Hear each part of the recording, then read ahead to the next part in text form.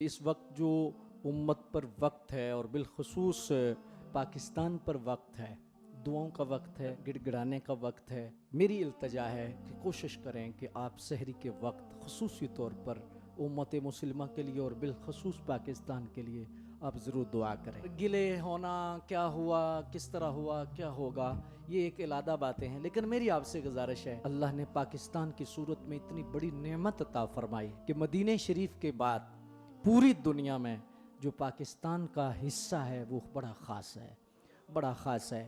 تو دشمن کی پوری نظر ہے ہر جہت کے حوالہ سے کہ پاکستان کو اور پاکستان کے جو ایٹمی اثاثے ہیں ان کو ختم کیا جائے، اور یہود ہے، ہنود ہے، یعنی مشرکین ہیں یا نصارہ ہیں، جتنے بھی دشمن ہیں وہ سارے کے سارے کسی نہ کسی جہت سے، جس طرح مسلمانوں کے دشمن ہیں اسی طرح ان کی نظر پاکستان پر، اور ہمیں پکی امید ہے اللہ پر، انشاءاللہ یہ مٹنے کے لیے نہیں بنا تھا بلکہ قیامت تک انشاءاللہ اس کا جھنڈا بلند ہی رہے گا۔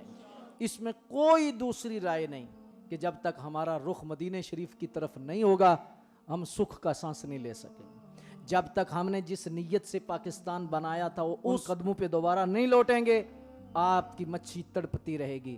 اس کو نظام مصطفیٰ کے پانی کا قطرہ ملے گا تو اسے سکون آئے گا۔ ہم نے وعدہ کیا تھا، وہ خون گرا، وہ لہو آج بھی مطالبہ کر رہا ہے کہ غداری نہ کرو، جس مقصد کے لیے تم نے پاکستان حاصل کیا تھا اس مقصد کو سمجھو اور اس مقصد کی طرف لوٹو۔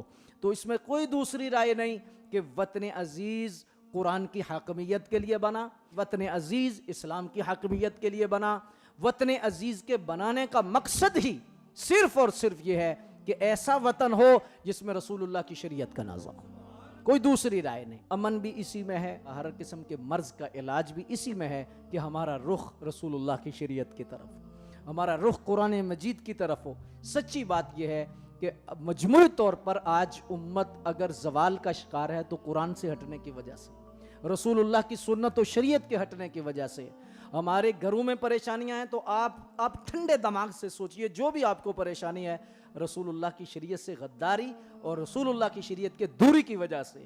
آج بھی اگر انڈیویجولی طور پر، اجتماعی طور پر اگر ہم رسول اللہ سے وفا کریں، ہمارے گھر بھی جہنت کا ماحول بن سکتے ہیں اور پوری امت کا عروج بھی باقاعدہ طور پر بحال ہو سکتا ہے۔ گر دونوں جہاں میں تم کو مقصود آرام ہے، ان کا دامن تھام لو محمد جن کا۔